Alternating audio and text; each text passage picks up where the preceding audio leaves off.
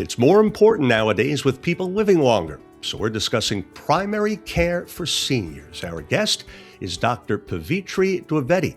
She's a geriatrician and primary care provider at Baltimore, Washington Medical Group Adult and Senior Care Team. This is the Live Greater podcast series, information for a healthier you from the University of Maryland Medical System. Thanks so much for joining us. I'm Joey Waller. Hi there, doctor. Welcome. Thank you so much for having me. Now, great to have you aboard. We appreciate the time. So first, at what stage of life or age should someone start thinking about senior-focused care? And I wonder if that's something of a moving target, so to speak, because of the fact that with people living longer, 70 or 80 or 90 doesn't look the same for one person as another, right? Absolutely. Well, I'm going to have my bias answer, and I think everyone should have a geriatrician. But the Medicare definition of geriatrics is 65 and older. However, that may not necessarily be true for everyone. Like you said, everyone's needs are different, every patient is different. So I have a practice where I see patients who are 49 and older because there are patients who are in their early 50s, 60s who have a lot of complicated, complex medical history, that might need a little bit more wholesome, comprehensive approach. So I think if you are someone or if you have a loved one who may have more medical needs, who may have more hospitalizations, and might be looking for that comprehensive approach, you should absolutely seek a geriatrician like myself. I was going to ask you next, in a nutshell, how would you say senior care differs most from traditional adult primary care? You mentioned the word comprehensive there a couple of times. Is that it? And if so, tell us what you mean by that. So, one of the things that I always talk to my patients and families about, and what I hear from them is, well, my doctor does not have enough time for me. And I think a lot of us hear that more often than not. So, I feel like one of the biggest benefits of seeing a geriatrician is getting that extra time. So, when I do my first initial established care visit, I have an entire hour.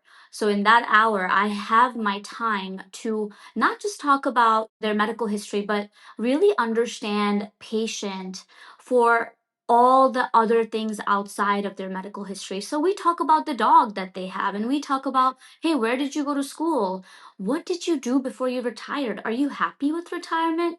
So I think when I talk about comprehensive care, I'm not just talking about the medical care, but also what makes this person for who they are and what they are. So really putting the patient in the center of the visit and also including the family and the loved ones who are at the visit. So it's almost like a more of a discussion approach than, me telling them, hey, you have chronic kidney disease and these are the medications we're going to do and go see a nephrologist. Like that's not what we are doing here.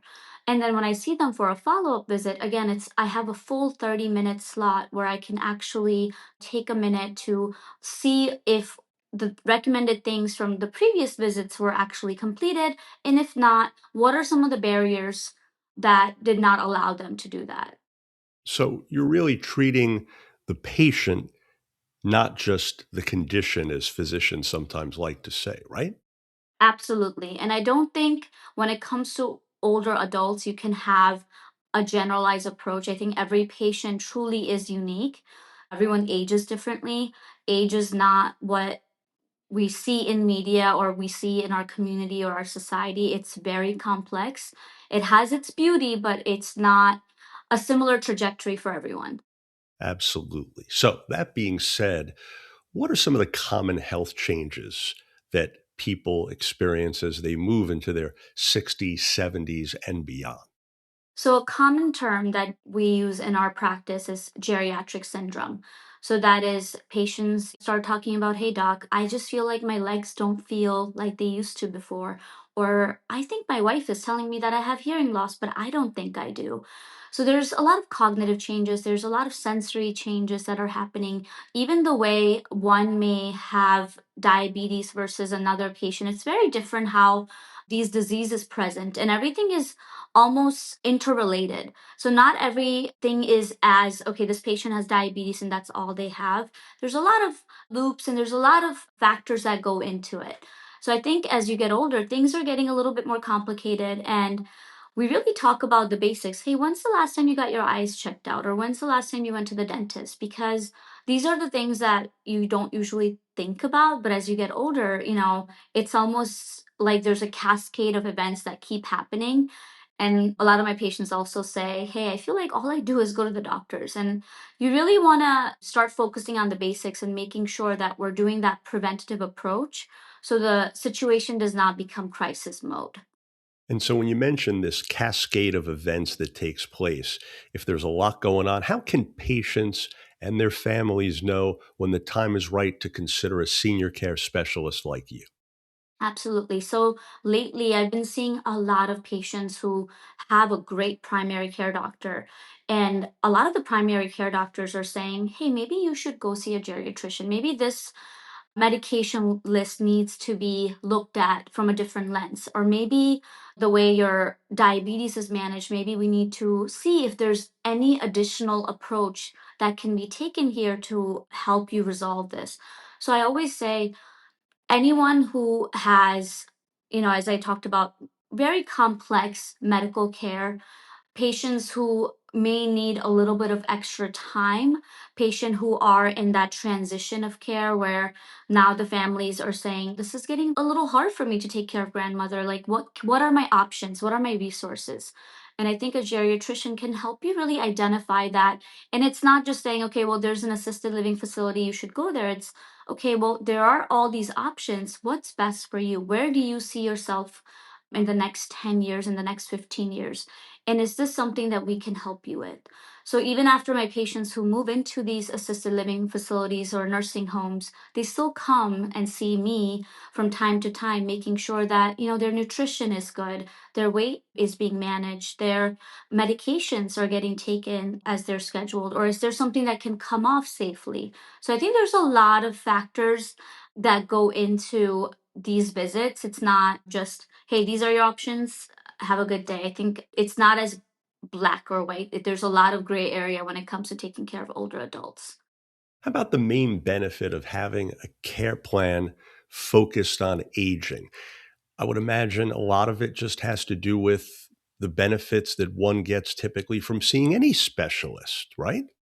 So that's interesting that you brought that up because a lot of the patients, and we're talking about patients in their 80s and 90s, you would think that someone sat down with them and talked about their goals of care or their care planning. But I can say, like, at least 70 to 80% of the patients that I see for the first time, no one has talked to them about their goals of care discussions, or hey, if you were to fall and they call 911, do you want to go to the hospital? And once you get to the hospital, what are you okay with? And what are some of the things that you don't want to do anymore?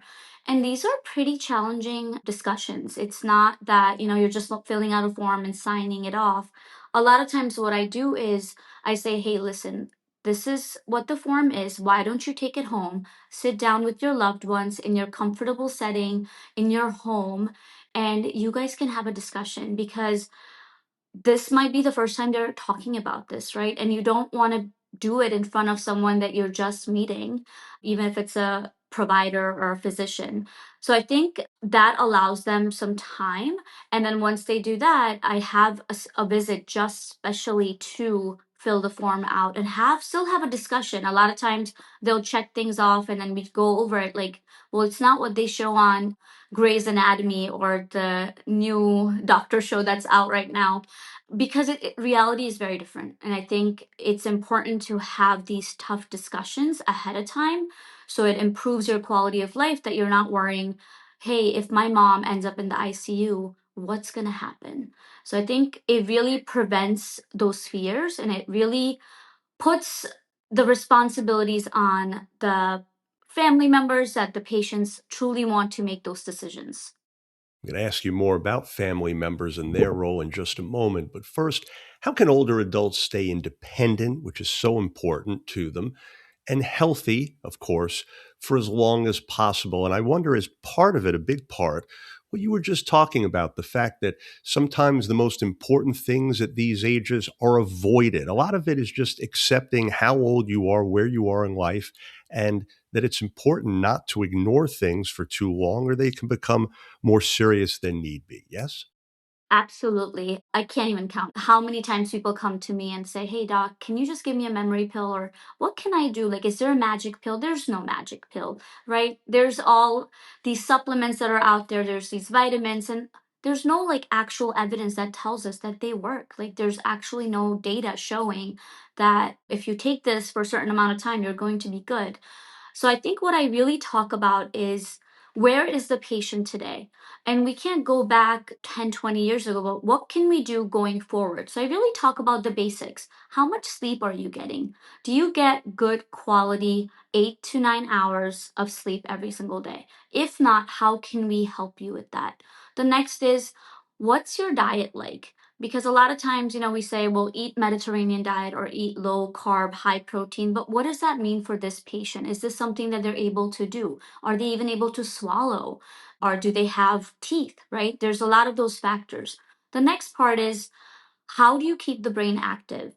As we get older, people retire, you're spending a lot of time watching TV, but now studies are coming out that passive behavior, such as watching TV or scrolling on your phone, actually increases your chances of dementia. So, what can we do to keep that brain engaged? What are some of the ways you're spending your day? So, I really talk about tell me about your day today. What are you doing? The next is staying active. There's this recommendation of 150 minutes of exercise. Well, even if someone tells me to do 150 minutes per week, that sounds like a lot of time. So I say, what did you do today? How did you move today? So I think really breaking down things from day to day instead of giving generalized recommendations help a lot. And I think one of the best things anyone can do is staying social. You have to find a way to stay connected to people. That's one of the best thing you can do for yourself. They have enough data which shows, cognitive health and socialization has correlation. And that also is something that they talk about in those blue zones documentaries. Go out there, have a community, build a community. And one of the things that I always say is I ask my patients, can you name three people? If something were to happen, who are the three people you would call? So I think instead of using these big generalized recommendations, really break it down for that patient specifically and give them more patient specific advice and solutions and not just expect everyone to do the same. Well, you mentioned there who you're going to call, right? And speaking of that, what role would you say caregivers or family members play in caring for older people, especially when at times tough decisions, as you pointed out earlier, do sometimes have to be made. And often, as you well know, what the patient wants and what their loved one wants for them can be two different things. That's challenging, right? Absolutely. One of the things I do is when I walk into the appointment, you have to sort of read the room. Why is the patient not talking? And why is the caregiver making all the recommendations? And is this person fit enough to even take care of the patient? Or do they want to play that role? A lot of times my patients will tell me, oh, I have three daughters. So then I ask, okay, from the three daughters, who calls you every day? Or who do you reach out to when you fall down? Because a lot of times we assume like because there's family there's going to be support. That's not necessarily true. I think support can be different for different people. And then once we identify that caregiver role, we also have to identify, well, what does burden for them look like, right? What does it mean to be a caregiver? Is this something that they even understand? Like, if the patient has dementia, well, that's going to progress over time. And do they have all the resources that they need to feel equipped to help the patient and their personal needs as well? So I think the caregiver role changes a lot. It evolves a lot when the patient is living at home versus if the patient moves in with them or if the patient moves into a facility, because if they're at a facility, then they're playing more of an advocacy role now for the patient. They're providing that emotional support. So it may not be more hands on care, they're still very involved being that middle person between the patient and the facility. And sometimes when the patients have to move in with these family members, that changes the dynamics too. Well, where's the patient staying? Are they in a different suite or are they part of the home? How's that dynamic and how's that personalities and all of that working out for both sides? And then in summary here, doctor, you've done such a great job of breaking all of this stuff down in some very effective detail. But what's one overall step that people joining us can take today to prepare for healthy aging? If they can do just one thing, what's job one? I think one thing you have to do for yourself is accept that aging is inevitable. We're all going to age, whether we like it or not. So it's better to find that doctor that works with your goals of care, that works with your medical history, that has time to look through your medications. And I hope you find that person sooner than later. Well, folks, we trust you're now more familiar with primary care for seniors. Doctor, great advice indeed for all of us. Thanks so much again. Thank you so much for having me. Absolutely. And to schedule an appointment with Dr. Dwivedi or a member of the University of Maryland, Baltimore, Washington Medical Group, adult and senior care team, please visit the link in the show notes. And to listen to more Live Greater podcasts, please do visit umms.org/podcast, as well as YouTube or your favorite podcast platform. If you found this episode helpful, please do share it on your social media. I'm Joey Waller. And thanks so much again for being part of Live Greater, a health and wellness podcast brought to you by the University of Maryland Medical System.